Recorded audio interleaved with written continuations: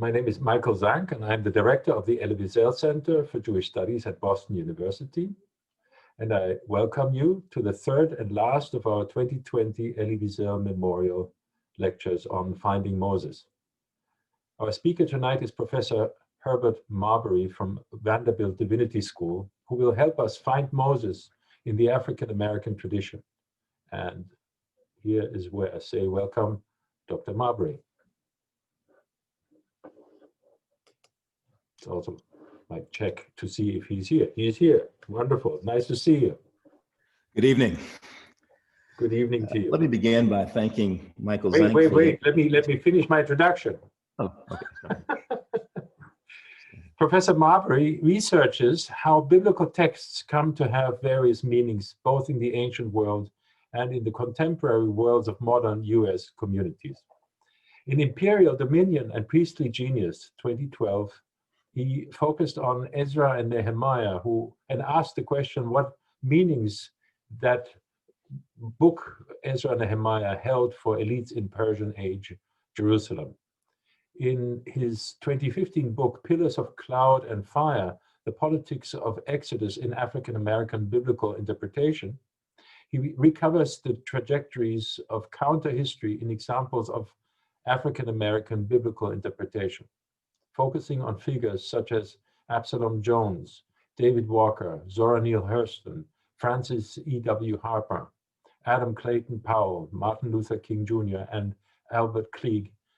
Marbury asks, what meanings has the Exodus story held for successive African American communities in the US, from the antebellum period through the era of Black Power, of the Black Power movement?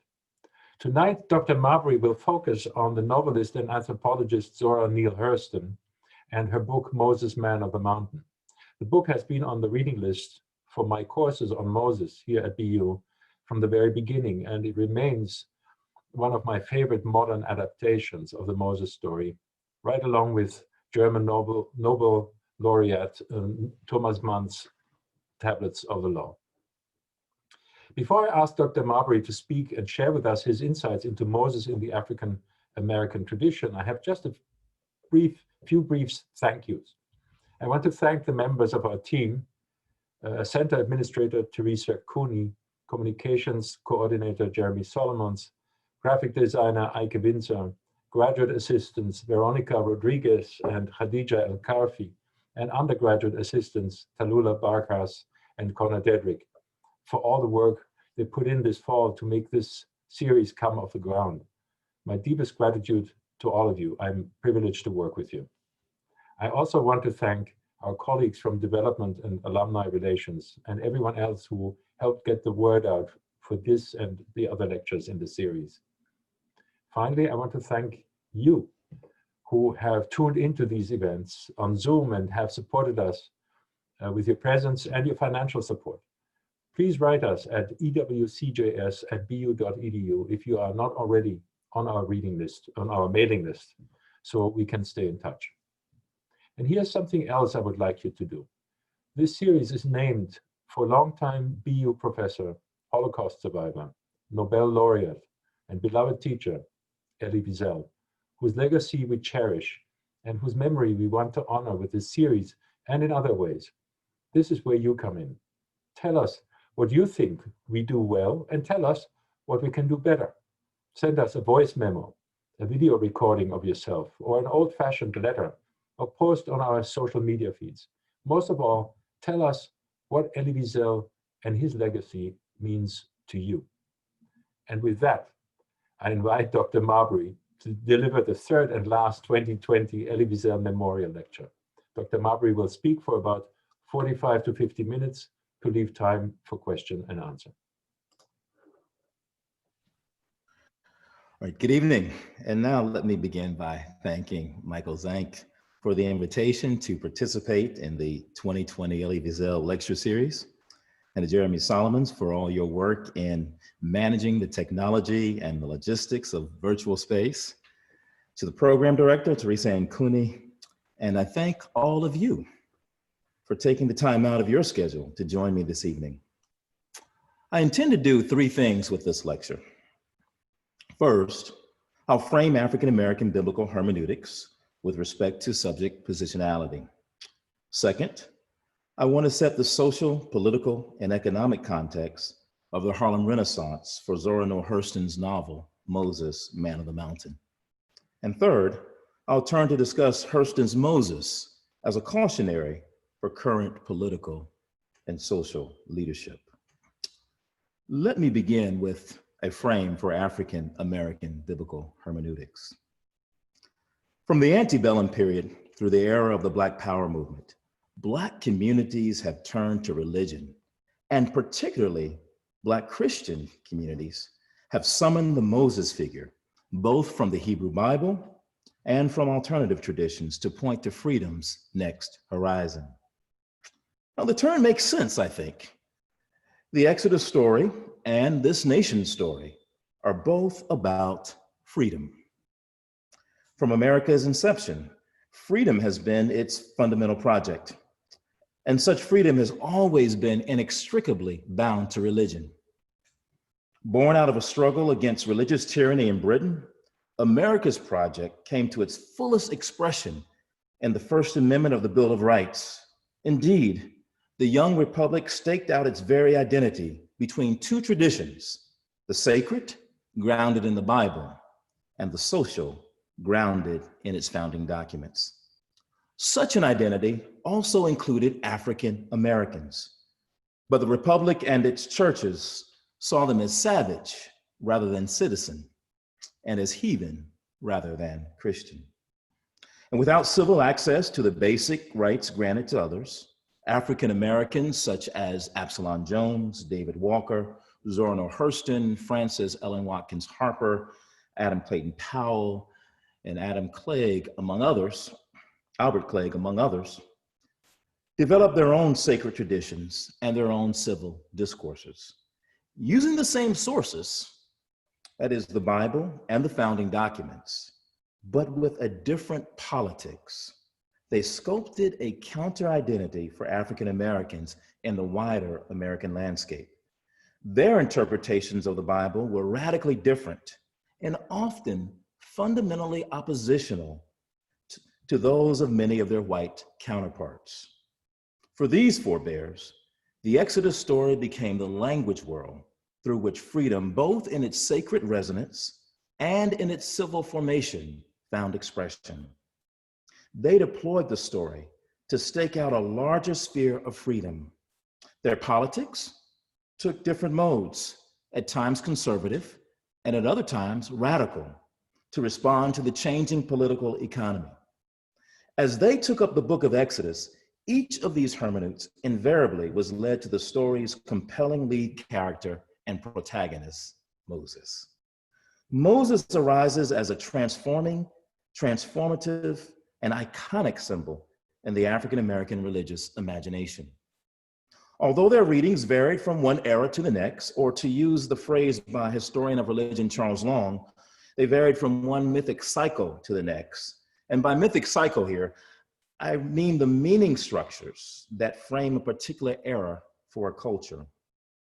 For example, in the colonial period, African Americans and white hermeneutes approached the text with similar figural interpretations, but with vastly different results. These figural readings relied on the assumption that the events of the text signified both an actual event in history, such as millions of people marching out of Egypt and crossing the Red Sea, and also some contemporaneous event that occurs as its analog, such as Harriet Tubman, a 19th century Moses, leading enslaved Africans north across the Mason-Dixon line and eventually to Canada. The task of the interpreter meant identifying these events and figures in the present day that were to be read as analogs to the past. Identifying these contemporaneous events was synonymous with identifying God's activity and God's sanction in the present day. Now, on the one hand, when African Americans took up the book of Exodus, they focused on chapters 1 through 14. That is the rescue from Egypt and the liberation at the Red Sea. They easily connected the corvée labor of the biblical story with their own chattel slavery in North America. They connected their unceasing petitions to God under the brutality of the slave regime with the Hebrews' cries to Yahweh. And they interpreted figures such as Harriet Tubman and Pap Smith as the Moseses of the contemporaneous mythic cycle. Each figural interpretation attached to a mythic cycle, and each mythic cycle, they believed, moved them one step closer to freedom. Now, on the other hand, when their white counterparts read Exodus, they generally focus on the chapters after 14, that is, after the defeat of the Egyptian army at the Red Sea. For example, Puritans such as Cotton Mather, John Winthrop, and other prominent religious and political leaders of the day understood Exodus as God's mandate, commanding them to pacify this new promised land of North America. As they colonized North America, they identified with the Hebrews in the Exodus story who conquered the promised land. They interpreted the presence of the Native Americans as the Hebrews had understood the Canaanites. Now, both interpretations use the same figural approach, but the consequential difference lies in each interpreter's subject positionality. We see this phenomenon in well-known narrations of the first African encounters with the Bible in the New World. Allow me, if you will, to share a brief excerpt from Pillars of Cloud and Fire, where Ukasa Groniasa, an enslaved man on a Dutch ship, encounters the Bible for the first time. He writes, "He used to read prayers in public to the ship's crew every Sabbath day. And when I first saw him read, I was never so surprised in my whole life as when I saw the book talk to my master, for I thought it did. As I observed him to look upon it and move his lips, I wished that it would do so to me. As soon as my master had done reading, I followed him to the place where he put the book, being mightily delighted with it. And when nobody saw me, I opened it and put my ear down close upon it, in great hope that it would say something to me, but was very sorry and greatly disappointed when I found it would not speak. And then this thought immediately presented itself to me, that everybody and everything despised me because I was Black." Now, let's revisit that encounter. Ukasa Groniasa listened. Just put the book up and listened. But the book gave him nothing. What went wrong? Groniasa was sure that he saw the book speak to the captain. Earlier that day, he and the Dutch captain stood on the same deck, but their horizons were worlds apart. In the captain's Western cultural tradition, books, religious or otherwise, do not talk. But in traditional African religions, talismans, amulets, drums, and so forth sometimes speak to believers. Groniasa had no reference for reading as a mode to apprehend a book, and the Dutch captain had no reference for listening as a mode to apprehend a religious item. Thus, when the captain read the public prayer, Groniasa saw him talking to the book. And then something remarkable happened. Perhaps in the natural pauses of the captain's cadence, Groniasa saw the book respond. For Groniasa, conversation was so taken for granted, and reading aloud so strange, that he saw the book talk. And since the book had spoken to the captain, then why not him? As soon as he was alone, he approached the volume, lifted it to his ear, and listened, but the book gave him no response. Finally, Groniasa read the disappointing silence, and he spoke for the book. He knew that it, like everything else in this new world, despised him because he was Black.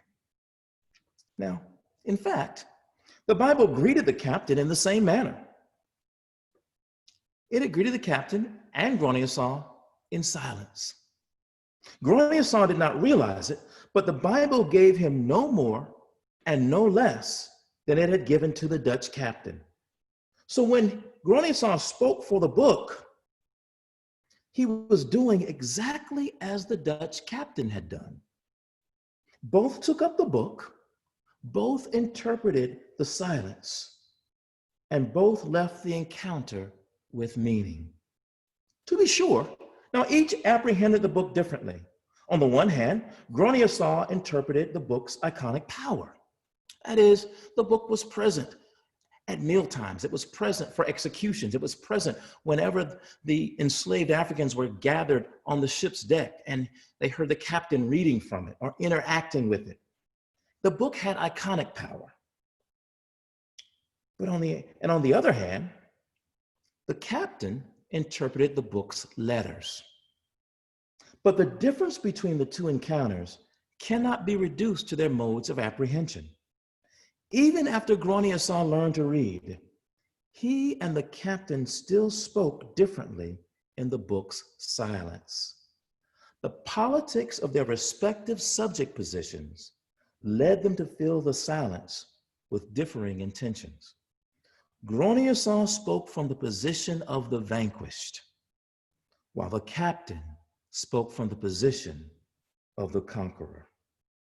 Now, over the course of several mythic cycles, an ever-changing political economy, and its new and increasingly vicious forms of racialization, African Americans moved from figural to new modes of interpretation to adapt the symbols of the Exodus story to new cycles. For example, from 1865 through the Nadir, the Promised Land as a symbol is no longer associated with emancipation. It becomes identified with a new group of Black progressives who call for racial uplift, that is, self-improvement, education, and financial stability. Or during the era of the Civil Rights Movement, the Promised Land was a symbol of civil inclusion. And during the era of the Black Power movement, the Promised Land signified self-determination. Now, in the remaining time, I want to focus on one of these mythic cycles, namely the Harlem Renaissance. And then we will turn to the first novel-length treatment of the book of Exodus, entitled Moses Man the Mountain, written by one of the more daring and creative intellectuals of the time, Zora Neale Hurston. As I mentioned above, the Promised Land as a symbol signified African-American uplift through self-improvement during the late 19th and early 20th centuries. But by the Harlem Renaissance, a new mythic cycle ensued, along with new meanings for these symbols. Interpretations focus less on the Promised Land as the process of self-improvement and turn to the human product of that self-improvement, a figure the Harlem Renaissance understood as the new Negro. Now, one could say that shifts in Black life and the meanings attached to them demanded the birth of this new Negro. Briefly, I'll sketch three of these shifts, which are loosely connected to World War I. First, early in the conflict, the United States War Department enlisted primarily white rather than African-American men, and in doing so, depleted the pool of white labor that fueled the economy. Northern industrial barons sought new labor from the Black South, from among men who wanted desperately to escape the South's brutality and earn better wages for their families. This new Northern urban Black working class, for the first time, earned more than their Southern rural counterparts. Eventually, they became a ready clientele for Black professionals such as doctors, lawyers, teachers, accountants, and Black dentists. Second, after the War Department realized that it needed every available adult male to fight in Europe, African Americans eagerly joined the effort. And while in Europe, these men adapted to the increased civil freedom denied them at home. When they returned to the United States, they came home with a new and confident spirit. They may have been treated like boys at home, but in Europe, they were regarded as men. They were legally armed and would be subordinate to no one. The society that had deployed every legal mechanism to prevent them from bearing arms at home had given them the authority to do so abroad, and they were not about to relinquish it now. And third, this class of Black people, now no longer under the rule of the slave regime or the brutality of the Jim Crow South, demanded a new type of American expressive culture. They sought out images of themselves in paintings, sculptures, novels, and in poetry. They desired to be represented in the fullness of their humanity. In response, the artists and intellectuals of the Harlem Renaissance articulated a Black aesthetic form. Its poets rendered the Negro soul human, capable of a full and broad symphony of emotion, unlike the monotone trope of the always happy-go-lucky darky who lived in popular stereotype. Its novelists narrated the rich and complex cultures of the Black world, not merely a stage whose cast was limited to minstrels and mammies, sapphires and Uncle Toms. Together, their aesthetic representations constructed the new Negro. And as they understood it, this figure was an authentic representation of African-American life and humanity, absent the deforming effects of the slave regime and Jim Crow. One of the last contributions to this movement was Hurston's work, Moses, Man of the Mountain, published in 1939. In the novel, Hurston explores the limits of Black religion and the power of Black religious imagination.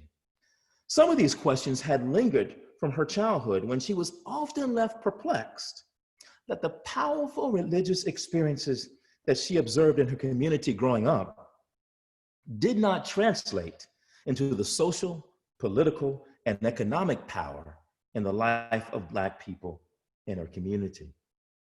First, Hurston's narrative raises a strong critique of many in the Black church who have accepted the religion of their enslavers.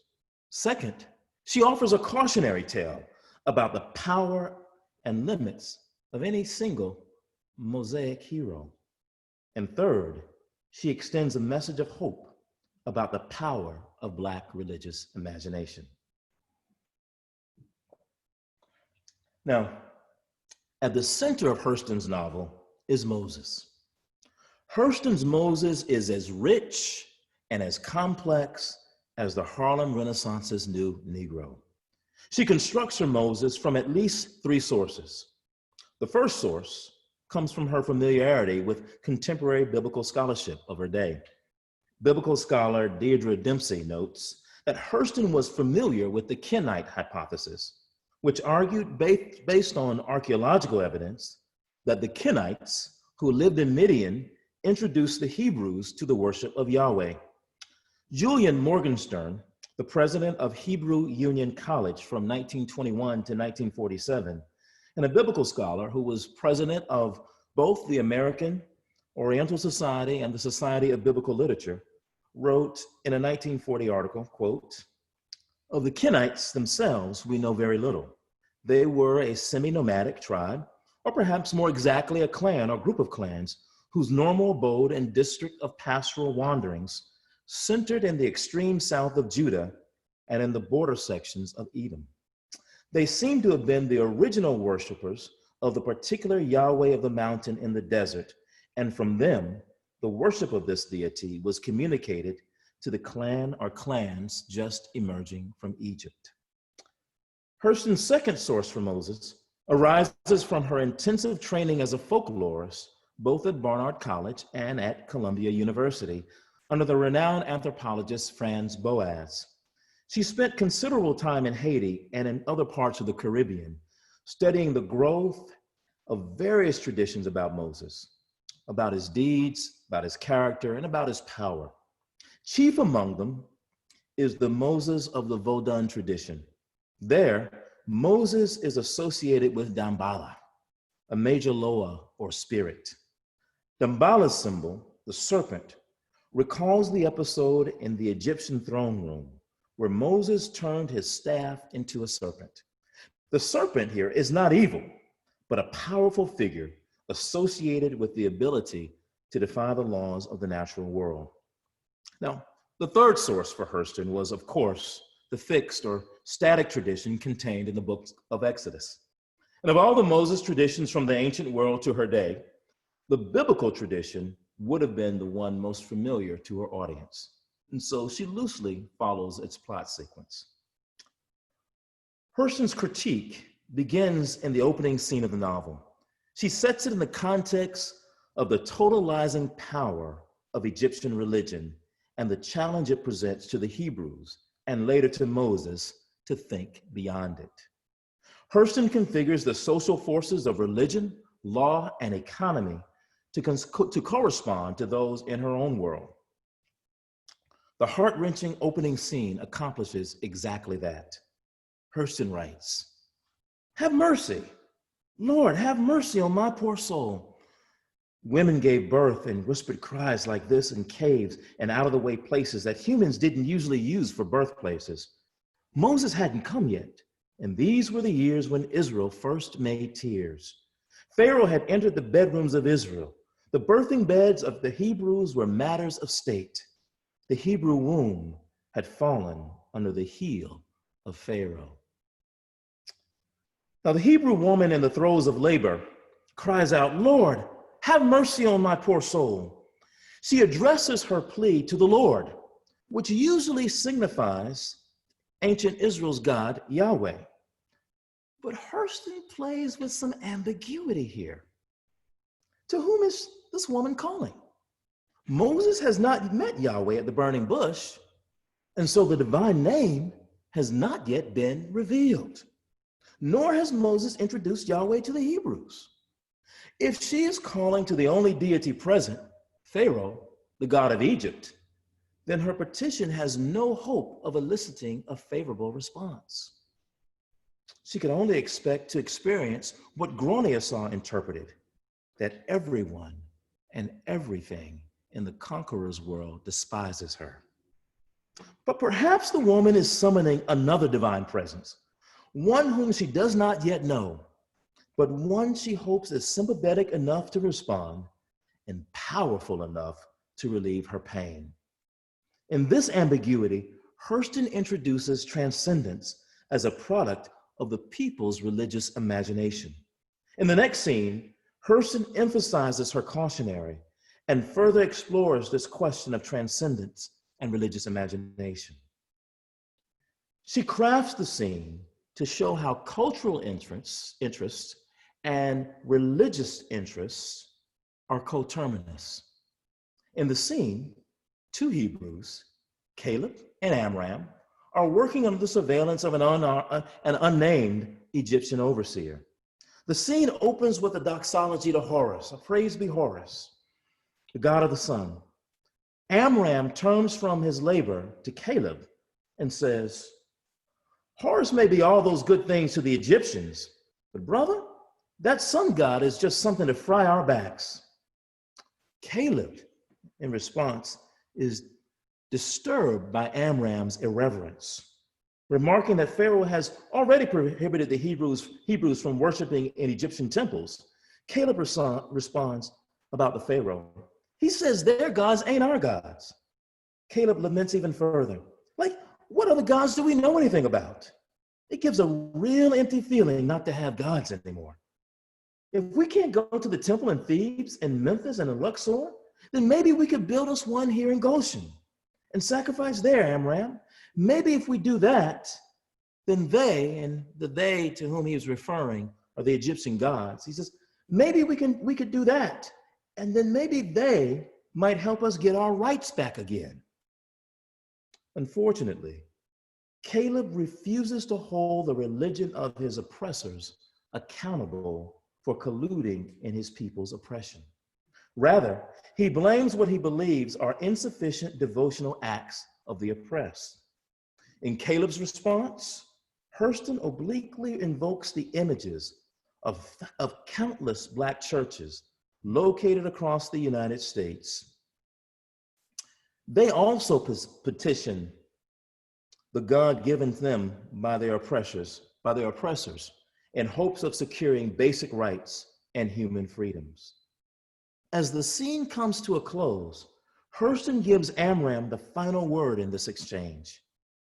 She crafts his response in the ideology of the new Negro and delivers it with the homespun wisdom of the subject of her Southern rural research. Amram says, Caleb, those temples were built by Egyptians, and those gods were made by Egyptians. Gods always love the people who make them. We can't put any faith in them. Anybody depending on somebody else's gods is depending on a fox not to eat the chickens. Certainly, Hurston intended the apparent parallels for African American life. The Christian deity introduced to African Americans under the slave regime still lived in the sermons of many Black preachers. That deity, much like Pharaoh, extended repressive power into the churches, into the homes, and into every other dimension of the life worlds of Black people. Central to Hurston's critique is her portrayal of Moses. In Hurston's narrative, Miriam, Moses' sister, follows her mother's instructions and places her younger brother in a basket in the Nile River. However, Hurston's Miriam, unlike the biblical Miriam, Hurston's Miriam falls asleep. And when she awakens, she cannot verify whether Moses has drowned, been eaten by crocodiles, or had indeed been rescued by the princess. At first, she admits her negligence, but seeing her mother's distress and fearing her mother's anger, Miriam quickly recants and assures her mother that the princess has indeed rescued Moses and has taken him to the palace. Jochebed, Moses' mother, can either accept that her son may have been eaten by crocodiles or believe that of all the boy babies hidden in the Nile that night, hers was rescued. She chooses the latter, and so does her family. And soon the entire Hebrew community embraces the story. Believing that one of their own is living among the Egyptians who are oblivious to the deception empowers the Hebrews in Goshen. Even when Jochebed goes to the palace to inquire if she might be a nursemaid to the princess's new baby, and the officials deny that any such baby had been born, she is undeterred. She never doubts her daughter's claim.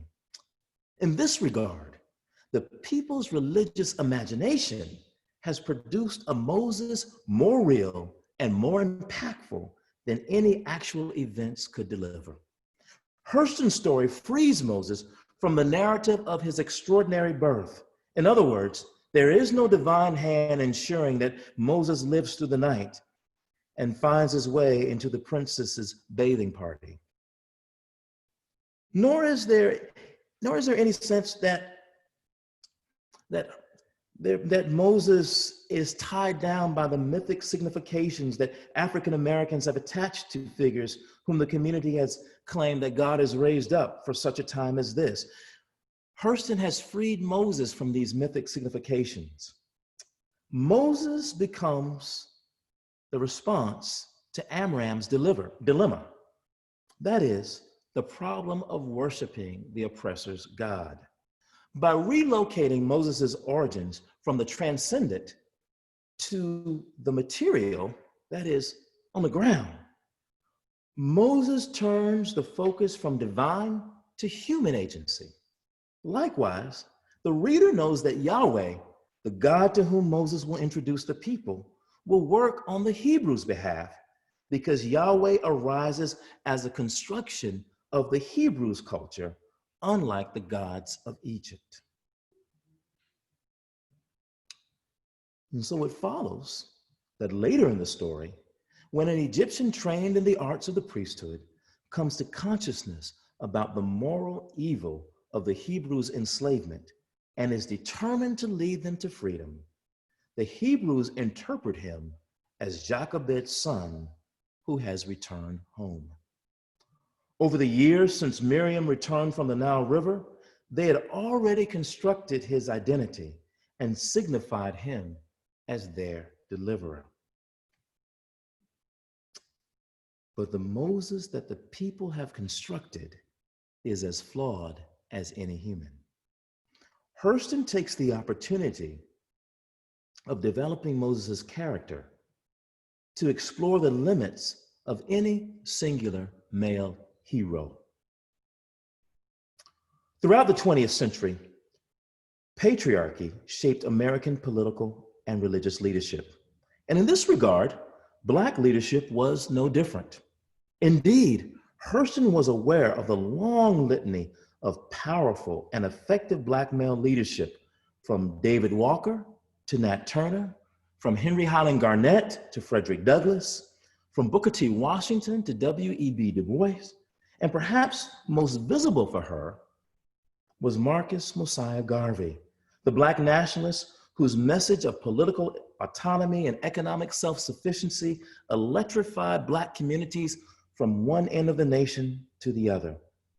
And upon each of them, Black communities bestowed some measure of their messianic hope, or Mosaic hope, if you prefer. These men, as committed to Black freedom as they were, could not imagine leadership beyond the patriarchal horizon of their worlds. And for each one of them, there was a Joanna Lee, a Mariah Stewart, a Frances Ellen Watkins Harper, a Sojourner Truth, or a Harriet Tubman, who were forced to navigate patriarchal repression while simultaneously fighting struggles for racial uplift. Hurston crafts her Moses to explore the question of human frailty and patriarchy, and offers the African American community another poignant critique. Using Moses' relationship to Miriam and Zipporah, Hurston shows that the deficiencies of leadership shaped in patriarchy. Exodus introduces Miriam as a prophetess in chapter 15, verse 20, where we read, "Then Miriam, the prophetess, the sister of Aaron, took a tambourine in her hand, and all the women went out after her with tambourines and dancing. And Miriam sang to them, 'Sing to the Lord, for he has triumphed gloriously. The horse and his rider he is thrown into the sea.'" In the scene, Miriam glorifies Moses' triumph over Egypt. The women following behind her symbolize Miriam's authority. And Hurston takes this presentation and elaborates on Miriam's role as a prophet. In the novel, Miriam's work and leadership extends from her episode at the Nile, where she claimed to the community that Moses, her brother, was rescued by the princess and now lived in the palace. She gains a following that only builds until Moses arrives. Thus, her leadership and her authority in the community precede Moses' work. As Moses increases in stature among the Hebrews, Miriam's authority diminishes. Moses, however, is oblivious to this dynamic. Male privilege blinds him. But Miriam slowly becomes alienated and subsequently bitter. The second time Miriam appears in the book is in the book of Numbers, chapter 12, where we read, "And suddenly the Lord said to Moses and to Aaron and to Miriam, 'Come out, you three, to the tent of meeting.' And the three of them came out, and the Lord came down in a pillar of cloud and stood at the entrance of the tent and called Aaron and Miriam, and they both came forward. When the cloud removed from over the tent, behold, Miriam was leprous like snow. And Aaron turned toward Miriam, and behold, she was leprous. So Miriam was shut outside the camp 7 days, and the people did not set out on the march till Miriam was brought in again." Now, In this passage, Miriam and Aaron have spoken disparagingly about Moses' Cushite wife, and Yahweh punishes them for their act. Hurston expands on the rivalry between the two women. This time, the Bible identifies Zipporah, Moses' wife, as a Cushite rather than a Midianite, which signifies her as descended from a kingdom of great wealth and military power and from a people of great refinement. Hurston takes this Cushite identification and introduces Zipporah to the story in a dramatic scene. She writes, "When Miriam showed herself through the growing crowd of awestruck women, it was her intention to welcome Zipporah and, as the leader of Israel's womanhood, impress herself and her office upon the wife of Moses. But the glitter and glamour of Zipporah's entourage and the poise and elegance of Zipporah herself had balked Miriam. She burst through the crowd and just stood there, staring, glaring. The sight of the daughter of Jethro and in all her finery carried Miriam back to that morning long ago when she had seen the daughter of Pharaoh bathing in the Nile. Miriam was very unhappy at the sight of Zipporah. She knew that all the feminine eyes of Israel saw the wife of Moses just as she did. They were bound to be impressed and fall in behind her if she but beckoned.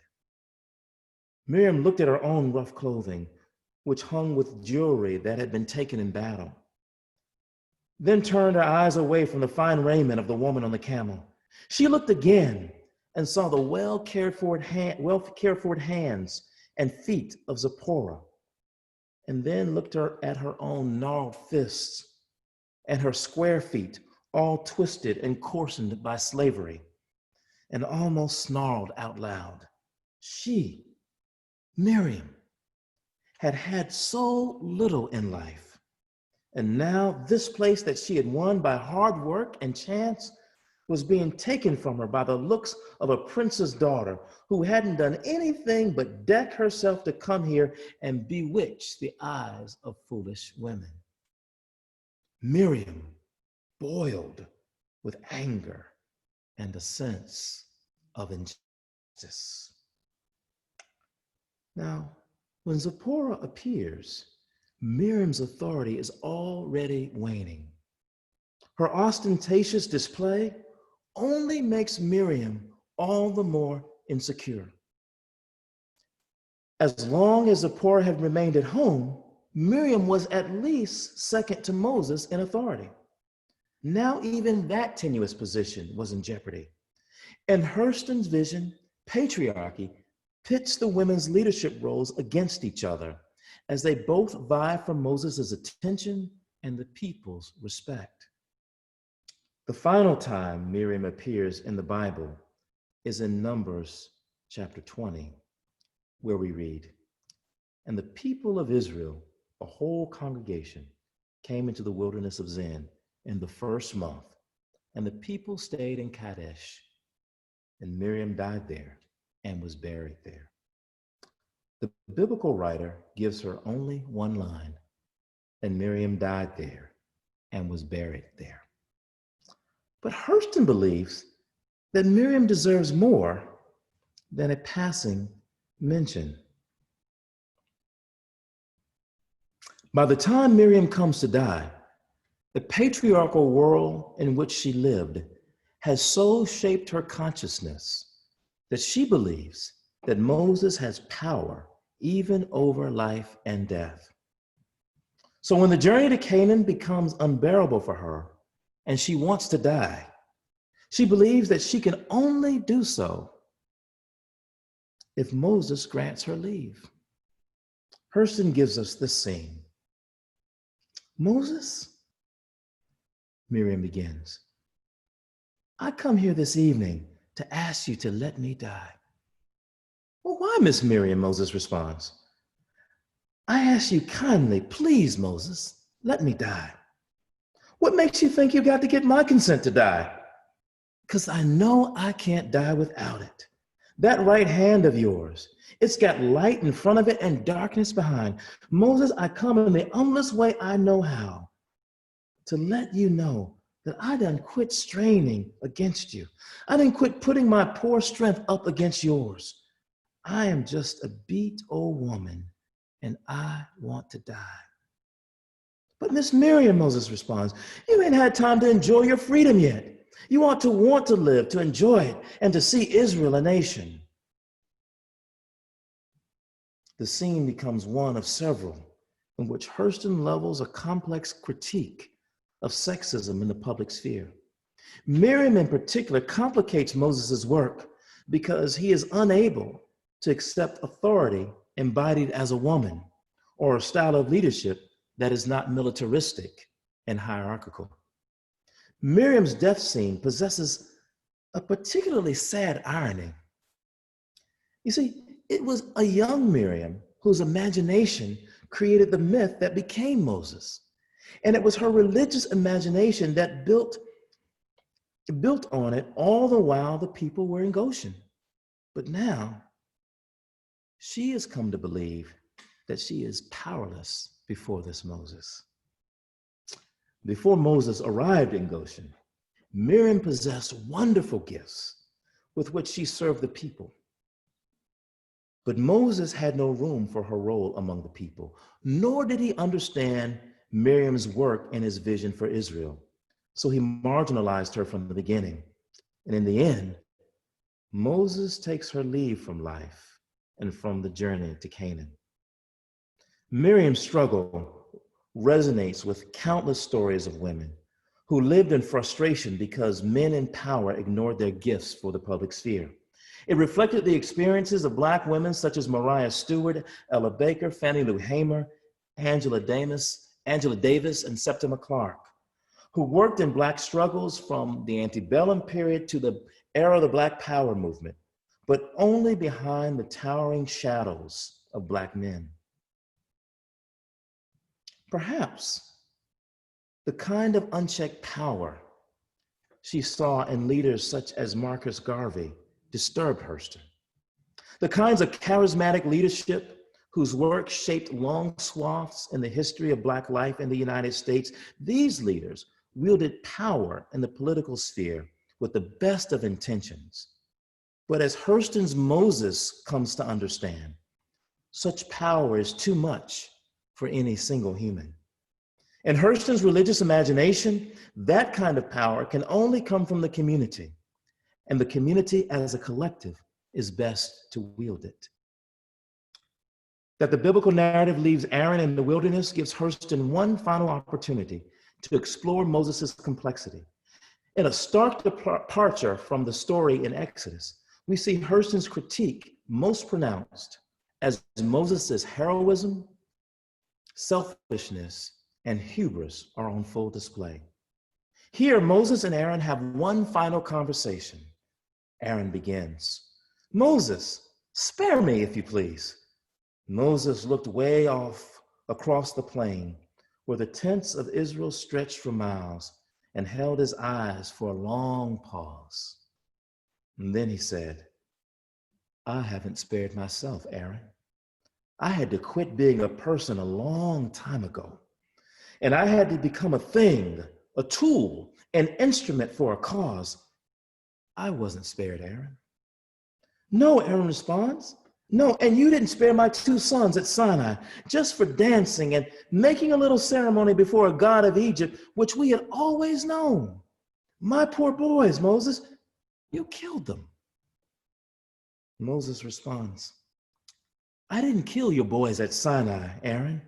And though I know that you've always accused me of it and hated me, but you know just as well as I do why they died. What they signified had to die if Israel was to become great." Aaron continues, "Well, Moses, just let me be high priest over there. Moses, in that big new tabernacle with..." "No, Aaron." Then Aaron crawled to the knees of Moses and clasped them. "Moses, it looks like pity and mercy would..." Moses responds, Aaron, the future of Israel is higher than pity and mercy. And why should I spare you? I did not spare the firstborn of Egypt. I did not spare Pharaoh. I did not spare myself. I did not spare my wife and my friend. Jethro is dead, and I might have spent several more happy years with him instead of out in the wilderness, leading a people and being reviled for doing what was best instead of what was popular. No, Aaron, nothing and nobody has been spared to make this nation great. And so with knife raised, Hurston's Moses wonders what the journey has done to him. Hubris shows up alongside heroism. The power that Moses wields has arisen from the people's imagination, but Moses begins to believe that he himself is the source. He no longer knows whether he is God or human, but in that moment, he gives himself to hubris and reveals that he is fully human. He takes it upon himself to kill Aaron to protect the newly forming Israel from Aaron's selfish ambition and greed. In that act, Moses arrogates for himself the divine prerogative of taking human life. By the end of Hurston's story, Moses had given up everything, his wife, his family, indeed his happiness, to give Israel life. By emphasizing Moses's fallibility, coupled with his unchecked power, Hurston warns against charismatic leadership and commends instead a radical democracy where authority and its legitimation are broadly distributed. Ultimately, Hurston's Moses confronts the limits of religion, religious leadership, and human subjectivity. As the biblical story leaves Moses to die on the plains of Moab, Hurston allows her Moses to discern for himself whether he should continue with the people as they cross the Jordan River. She takes the reader into Moses' self-reflective deliberations. And finally, Moses comes to understand that he must let the people go. His leadership has reached a place where it does more harm than good, and that he must step aside so that the people can develop their own structures of authority. Hurston leaves her reader with Exodus as a cautionary tale. 74 years after the end of slavery, her people were still journeying toward the promised land. Where the book of Exodus located the power of God in the transcendent, Hurston located it in the people's religious imagination. She made the people responsible for such awesome power, both in its utility and in its danger and destructiveness. Moses' departure from the people left the vision, progress, and governance of Israel with the people themselves, which is where Hurston believed it should be all along. And so tonight, I believe that Hurston challenges us not to wait for any God to send some woman or man to lead us toward freedom and fulfillment. Inasmuch as we have faith in God, Hurston reminds us of the power of our faith in each other. Such faith for Hurston was religion's real power. It was not that religion could lead us away from humanity and toward God. No. The power of religion lay in its ability to lead a people toward transcendence. That is, to envision a world of freedom and fulfillment that is beyond the present condition, and to construct that world together. And Hurston reminds us that that kind of power cannot belong to any one person. It must belong to us all. Thank you.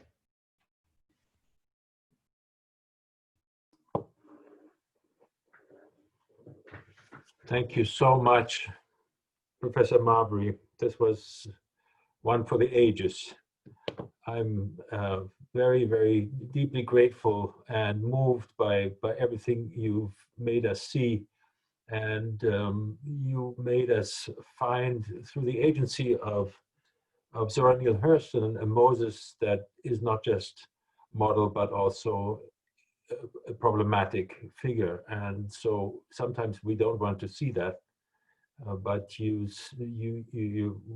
this was amazing. So I just want to thank you for now, and I'm so glad we have had you tonight give this lecture, which also, by the way, beautifully dovetails with the lecture by Aviva Zornberg we had a few weeks ago, where she spoke on just that moment of transformation of Moses as he realizes he will not enter the promised land. So if you don't mind, we have a little time. Maybe some people would like to pose a question in the chat, or we can call on you if you want to speak.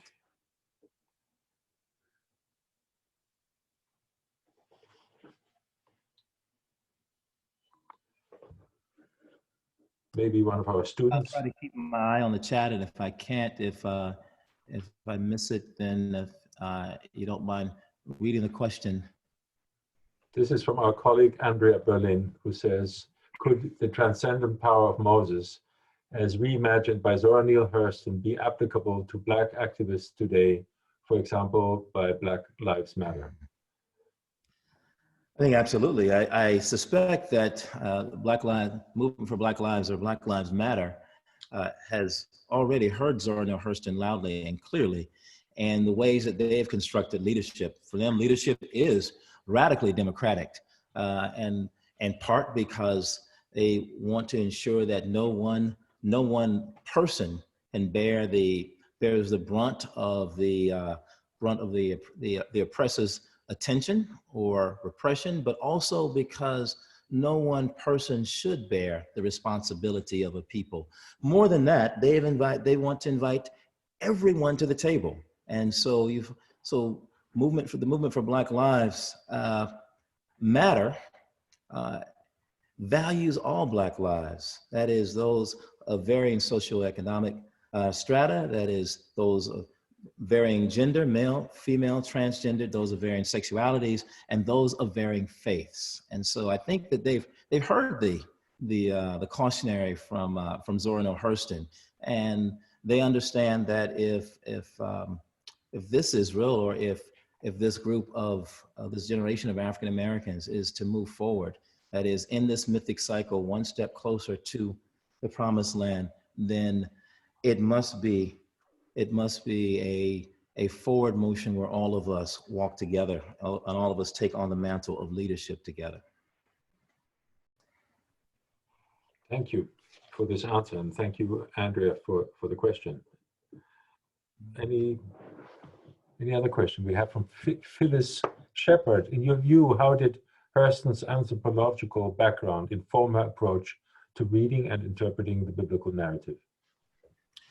Well, I think that well, the way that she characterizes Moses, and some of it, quite a bit of it, I wasn't able to attend to. She characterizes Moses as this sort of mystical figure, and I think she depends upon a lot of her work in Haiti as in the way that Damballa is represented as a Loa. I think also that in terms of the ways that she has characterized the speech of the Hebrews, it's what's interesting is that she, under Franz Boas, she goes down to the South and to record folklore, Southern folklore, and she takes the speech of the rural South and she imagines it as the same type of speech that the Hebrews might use in their own enslavement. And she fits Moses with the speech of the elite, that is rather educated, the types of allusions and tropes and words that Moses uses, the ways that Moses understands the idea of sacrifice and privilege ways that the Hebrews might not understand at this point, because all of their lives they've been forced to sacrifice, so they don't understand privilege. All of these would have been observations that she would have made as a folklorist, studying under the anthropologist Franz Boas. So much of the ways that she characterizes the Hebrews and the Egyptians, but also the ways that she has that she gives us insight into Moses's power, the ways that the Hebrews imagine Moses's power, and certainly the ways that their imagination empowers Moses to become the kind of figure that moves them from slavery into freedom. So in all of those ways, I think that Hurston's training as an anthropologist or as a folklorist becomes evident. So you made some choices as you were trying to be super disciplined about the time that we gave you for this event. Yes. And you chose to focus on what, in my reading of Zora Neale Hurston's, my superficial reading, I have to say, of her novel, would have been a marginal character. Not in the beginning. Miriam is very central in the beginning. She has agency, as you pointed out, but she kind of drifts into the background, and it's rather the relationship between Jethro and Moses that seems to be central to the central axis that drives Moses' own ambitions in all kinds of ways. Right. Yes. So I have two questions. One is, why did you make the choice you did? So what led you to decide to foreground the story of Miriam, and therefore also kind of the takedown of Moses that ultimately results from that? And what do you make of the relationship between Jethro and Moses? I chose Miriam because Miriam is so important in constructing the mythical frame, the mythic frame that becomes Moses. And in fact, without Miriam, you wouldn't have a Moses in Hurston's story. And so the arc of her narrative becomes more interesting in that it's almost a de-evolution where she begins with very little power. Her power increases, and then the arc again turns downward to where she is powerless and alienated. The forces that alienate her, the forces of patriarchy that alienate her, are the same forces that operate in the relationship between Jethro and Moses. Moses and Jethro, and in as much as Jethro and Moses both love Zipporah, Zipporah is only presented to us through the eyes of patriarchal men, and so when they make comments about Zipporah, when they describe Zipporah, they say things like, women can be a distraction from a man's real work, those kinds of things that I think Hurston was trying to bring our attention to. And I think that I had a choice. I could use Zipporah and Moses and Jethro's relationship with Zipporah, but Zipporah and Jethro also fade away. And so what we get, in the end, Miriam and Moses, and Miriam is given such a powerful scene, a powerful death scene that we don't really get from Jethro or Zipporah. We get this powerful scene at the end of that spells the end, that will kind of describes the end of her life, and puts her life in a very sad and ironic context that I couldn't overlook. And I think Hurston does that intentionally as a way of sort of emphasizing the kind of sad and pitiful end of this struggle, this lifelong struggle against patriarchy, and I think it represents the sort of sad end of several women who would have worked in the attempted to work in the public sphere, and whose names we don't know, but we know the men whose names have predominated. I mean, for example, even Zora Neale Hurston, for a long time was lost to us. I mean, she was one of those. We know Langston Hughes, we know County Cullen, we know so many others of the Harlem Renaissance, but Hurston, and, oddly enough, ironically enough, she foreshadows this in her novel. Yeah, I'm glad you mentioned that. That struck me as really, really poignant. That Zora Neale Hurston. There is a lot of Zora Neale Hurston in the Miriam character. Mm-hmm. There is a question from Susanna Heschel, who's asking, I'm wondering about the connections between Moses and Jesus in some of the thinkers you spoke about. Is Moses a prefiguration of Jesus, or perhaps a figure who is not yet Jesus? Does Moses require supersession by Jesus? May I also ask you why you think Dr. King invoked Moses and the prophets so much more frequently than Jesus in his major public lectures? Well, that's an interesting question. African Americans have invoked Moses from the beginning of our sojourn here and at the beginning of our introduction to the Bible and to the Christian faith, in part because the symbols in the Exodus story so easily corresponded with representations of our life in enslavement and under Jim Crow and other changing forms of repression. As repression changed, there's still this sense of not being free. No matter how the political economy adapts and reconfigures itself, it reconfigures itself in ways that reinscribe racial hierarchies and racial repression.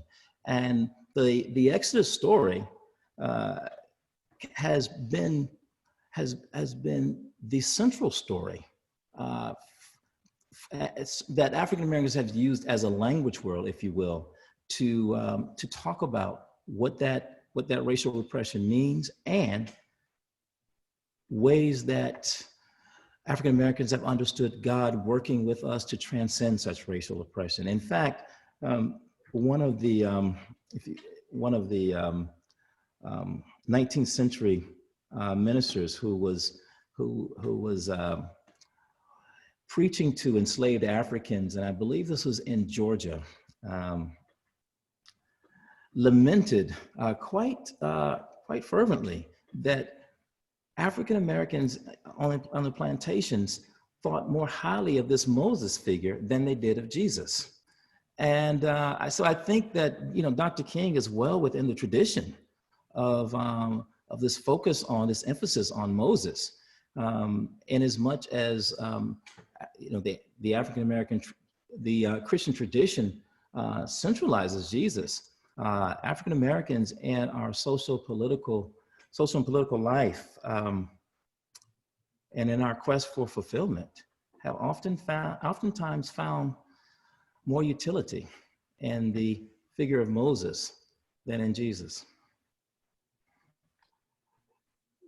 I know there are other questions in the chat, but we're kind of out of time. So I just want to say thank you for this wonderful, thoughtful, and really engaging lecture. And I'm glad we recorded it, because I'm sure some of my students and other people might want to watch it again and to really get the subtleties. And I hope you will do two things, which is go out and read Dr. Marbury's books, and number two, read Zora Neale Hurston. And I'm just so happy that this all worked out so beautifully. Dr. Marbury, thank you for joining us tonight.